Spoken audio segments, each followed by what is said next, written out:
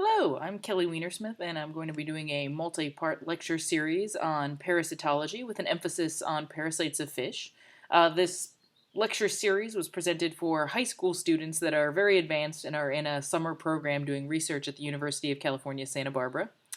Most of what I know about parasites I learned in an animal parasitology course at the University of California, Santa Barbara with Armin Curris and Kathleen Whitney.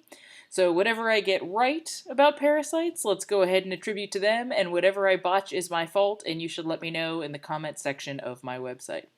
So we'll get started with the perhaps not particularly exciting task of working with definitions. So there are a number of different types of animal interactions, and one of them is parasitism. But first, let's start by describing commensalism. So, commensalism is an interaction between two organisms in which the guest, we'll call it, benefits, whereas the host has no negative impacts felt by this interaction at all.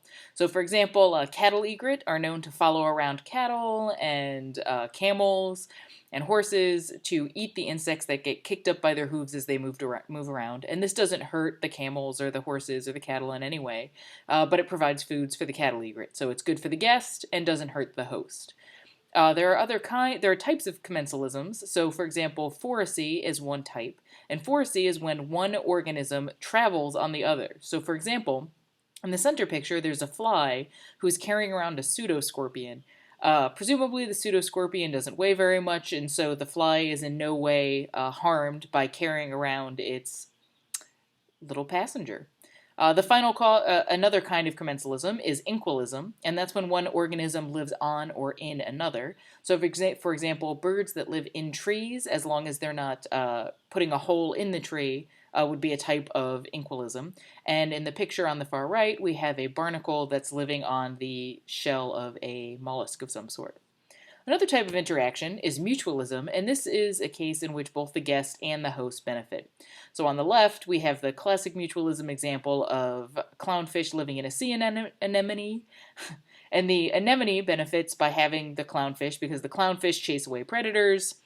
And additionally, it's believed that the excrement from the clownfish, so the urine and the feces that they produce, might provide the anemone with some sort of nutrition or with nutrients that they couldn't get on their own.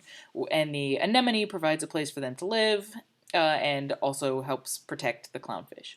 Another type of mutualism is cleaner wrasses that will set up cleaning stations for other fish. So in the picture on the right, you have a fish who is being cleaned up by two cleaner wrasses, and you can see that one of the cleaner wrasses, right here, is sticking its head underneath the operculum, which is this flap right here that covers up the gills, and he's reaching in there and he's pulling off all of the ectoparasites that have attached to the gills of that fish. So, for example, he might be pulling off copepods or isopods. And this fish is likewise cleaning off ectoparasites on the fish. So this is a case where the cleaner fish get a free meal, and the host fish gets all of his parasites removed, which could be, and the parasites could be removing the mucus or removing blood or just generally debilitating the fish. And so this is a good situation for both individuals. A not so positive situation is competition. And this is, guest and host doesn't really seem to apply very well here, but this is a case in which two individuals or two species are competing for resources. So there's limited resources and they need to be split. And so one individual is always suffering because it has to fight with or compete with this other one in order to get some resources. Competition can be intraspecific, like in the picture. So these are two individuals of the same species, and in this case, they're fighting over a mate, or interspecific, and this is when individuals of different species are competing for the same resource. Parasitism is an instance in which the guest benefits and the host experiences negative consequences. So, for example, in the bottom left, there's a fish that's infected with copepod parasites, and these parasites have attached into the eye of that fish, and so that's good because it's a great food source for the parasite, but it's bad news for the host. And then on the right, we have Schistosoma mannsoni, which is a parasite of humans, and we provide a home for these parasites, and they, in turn, do some pretty nasty stuff to our bodies. Right, so to review the different interaction types, there's commensalism, where the guest benefits and nothing bad happens to the host. There's mutualism, where the guest and the host both benefit. There's parasitism, where the guest benefits and the host suffers. And there's competition, where everybody loses. So, two terms that are commonly confused are parasites and pathogens. So, a pathogen is an organism that reproduces in the host, and the offspring will stay in the host individual. So, this is any parasite that will invade in the host, like bacteria, for example, can infect a human, and then they start reproducing. And now you have more bacteria in there because that one individual reproduced and created more bacteria in you. So typically, a pathogen will build up. One individual can come on in, and the whole bacteria population can build up to high numbers. And the host needs to eliminate it by the immune system, because otherwise they'll just keep reproducing. Whereas parasites don't produce offspring that stay in the same host. So they still produce offspring, but the eggs will pass out with the feces, for example, and they'll infect some other host. The offspring will infect another host, not the same host that their parents are in. And so the effects are density dependent. So which means every time you're encountered by one parasite, then your pathology increases a little bit with that one. So that one individual doesn't produce an infection of 100 individuals. You have to encounter 100 individuals separately in order to get an infection of 100. In some cases, parasites can be tolerated rather than eliminated. So if you have one or two nematodes living in your gut, for example, they probably don't do you much harm, and so your body can handle the fact that they're there and just sort of try to ignore them rather than putting a lot of immune system energy into trying to knock them out. So, so that's the difference between pathogens and parasites. Now, parasites and pathogens can be divided even further, and they're divided, and so can predators, and they're all divided into types of natural enemies. So, Lafferty and Curris in 2002 wrote a paper in which 4 different questions were used to divide up all the different kinds of parasites, pathogens, and predators that are out there. And their scheme for dividing things up was, first, you have to ask the question, how many victims does the enemy attack in its lifetime? So, for example, if the enemy is a predator, then it attacks multiple prey in its lifetime. If the enemy is a parasite, it will attack one prey in its lifetime. So the question is the harm to the host, quote unquote, is it one host or is it many hosts? Second question is, what happens to host fitness? So again, when you have a predator attacking a quote unquote host or its prey, it will kill that prey if it's successful. Whereas parasites and pathogens may or may not kill their host. They might be able to live on for a long time in that host.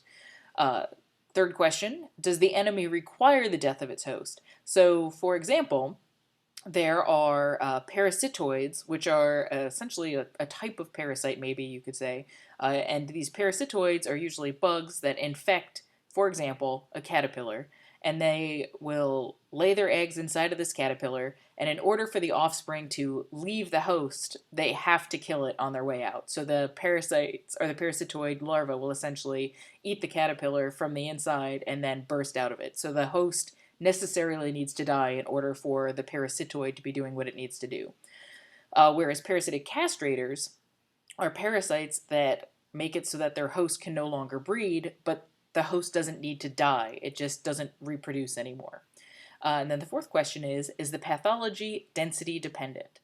So does one encounter produce the most extreme pathology, like I was talking about, where if you are infected by a pathogen, it can reproduce in you, and just encountering one of that pathogen could potentially give you a very extreme version or extreme case of illness? Whereas if you encounter nematodes, for example, each nematode does damage to you, but doesn't reproduce more offspring that will continue to infect you. Okay, so we can use those 4 different questions to classify parasites into a number of different categories. So the first question that I talked about was how many victims does the enemy attack in its lifetime? And that question is used to divide parasites and to separate parasites and predators. So predators over here on the far right attack more than one host in their lifetime, whereas parasites usually only attack one host in their lifetime or in a life stage. The next question is victim fitness. So by fitness we mean, does the host survive and is the host able to reproduce? So if host fitness equals 0, then it's dead or can't reproduce. And so in the the victim fitness equals 0 category, we have parasitic castrators, which I described earlier, which are individuals who kill their host because their larva will eat the host and then burst out of it essentially afterwards. So the host necessarily needs to die. Uh, oh, sorry, that's parasitoids. Parasitic castrators are parasites that do something to the host gonads such that the hosts are no longer able to produce offspring themselves, or produce offspring, period. So their fitness is zero and that they will not be producing any more offspring. Predators, not surprisingly, reduced host fitness to zero because they kill them. And trophically transmitted parasitic castrators both castrate their hosts, making it so it can't reproduce, and they require that their host dies. And the reason they require their host die, and this is the same as happens for trophically transmitted typical parasites, is that in order for the host to get to the next stage in its life cycle, it needs one of the hosts in that life cycle to get eaten by the next one. So, for example, trophically transmitted typical parasites, one life cycle is snail to fish to bird. And in that life cycle, when the parasite is infecting fish, they need the fish to be eaten by predatory birds in order to make it to that next stage in the life cycle. So all of these require or will actively reduce the fitness of their host. For parasites that don't require the death of their host, you have typical parasites like most nematodes that just infect the gut, for example, and take blood meals, and the host doesn't need to die. They're just sapping them of a little bit of their energy. Most pathogens don't kill their host either. Trophically transmitted typical parasites do not castrate their host, so their host can still reproduce. Same with trophically transmitted pathogens. And micropredators are predators that take small meals from their host. So, for example, mosquitoes will land on you, suck your blood, and then go off and suck the blood of some other organism. And this is the same thing with leeches. They have multiple individuals that they take some energy from and then go to take energy from some other individual without killing any of them, typically.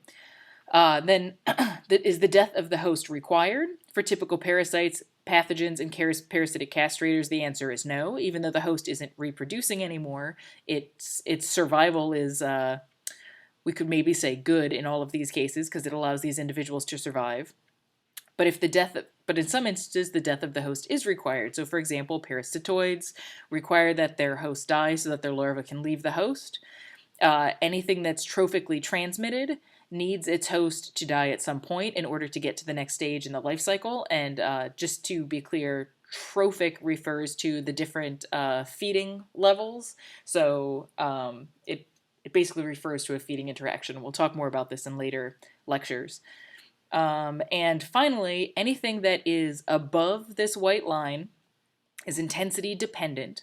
So the more nematodes that you encounter, the more pathology you feel because the more blood that they're sucking. And below the line is intensity independent. So you encounter one pathogen, the intensity of the initial infection moment is one of them infects you, and then you get the full range of pathology from being infected with one.